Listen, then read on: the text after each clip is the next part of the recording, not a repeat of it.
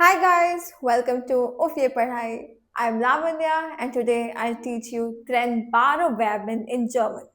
अब ट्रेनबार वर्बन क्या होते हैं?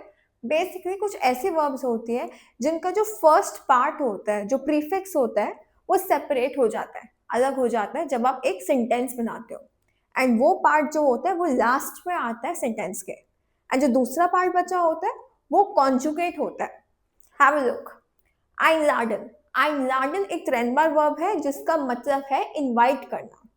अब इनवाइट करना मतलब किसी को भी, मतलब पार्टी में इनवाइट करना, घर पे इनवाइट करना, वो ही है। einladen का जो फर्स्ट पार्ट है आइन, वो जो पार्ट है वो सेपरेट होगा एंड लास्ट पे आएगा। अब बचा क्या? लाडन। लाडन जो है अब वो कॉन्जुगेट होगा सब्जेक्ट के अकॉर्डिंग। जैसे कि इश लाडर डिश आइन, आई एम इनवाइटिंग यू, मैं आपको इनवाइट कर रही हूँ। तो इसमें क्या हुआ है कि लाडन जो है इसके हिसाब से कॉन्जुगेट हो गया एंड आइन लास्ट में आ गया। बस यही है ट्रेनबा वर्बन में। जब भी एक सेंटेंस बनाओगे, जो फर्स्ट पार्ट है वो लास्ट में जाएगा, जो सेकंड पार्ट है वो कॉन्जुगेट होगा। अब बारी आती है जब ट्रेनबार वर्ब एक मोडाल वर्ब वाले सेंटेंस में यूज होता है। अब मोडाल वर्ब का रूल क्या होता है? जब भी कोई वर्ब मोडाल वर्ब के साथ आती है वो लास्ट में जाती है बिना कॉन्जुगेट में। वही रूल अप्लाई होगा। Ich möchte dich einladen, मतलब मैं आपको इनवाइट करना चाहती हूँ। I would like to invite you.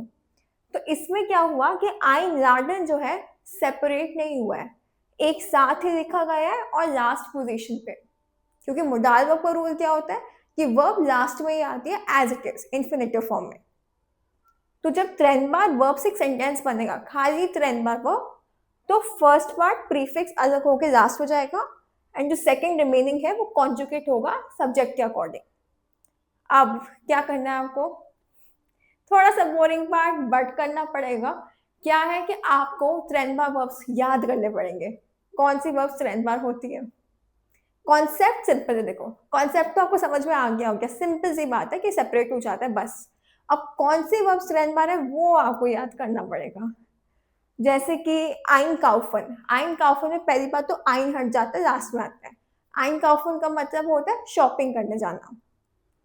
फिर नेक्स्ट है अबहोलन। अबहोलन में अब जो होता है वो लास्ट में चला जाता है, सेपरेट हो जाता है। अबहोलन का मतलब होता है टू पिकअप, किसी को, जैसे कि मैं घर से पिक करने जा रही हूँ वैसे। एंड फैंजियन, फैंजियन में फैन अलग हो जाता है। फैंजियन में क्या होता है, इसका मतलब क्या होता है टेलीविजन देखना, टीवी देखना। तो जेयन वर्ब कॉन्जुगेट होगी, जैसे कि इश जेया फैन, मतलब मैं टीवी देख रही हूँ, आई एम वॉचिंग टेलीविजन। तो जेयन कॉन्जुगेट हो गया इश से, इश जेया, एंड फैन लास्ट में गया। तो ऐसे और भी बहुत सारी वर्ब्स हैं जो आपको खुद याद करनी पड़ेंगी, कोई बात नहीं, कर लोगे इतना। एंड में मैंने एक चीज लिखी है, वो है USW। इसका मतलब होता है उन जो वाइटर, मतलब एक्सेट्रा।